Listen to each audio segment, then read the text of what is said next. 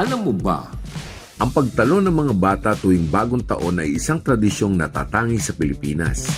Pinaniniwalaang nagsimula ito noong 1940s o mas maaga pa dahil sa pagpapahalaga ng ating lipunan sa mga matatangkad. Halimbawa, maraming kalalakihan ang nais maging matinik sa basketball ngunit kapos naman sa taas. O mga kababaihang nangangarap maging modelo o beauty queen pero di umabot sa minimum height requirement.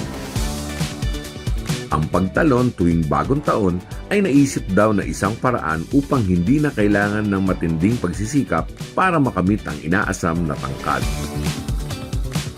Marami pa rin ang gumagawa sa tradisyong ito dahil nga wala namang mawawala.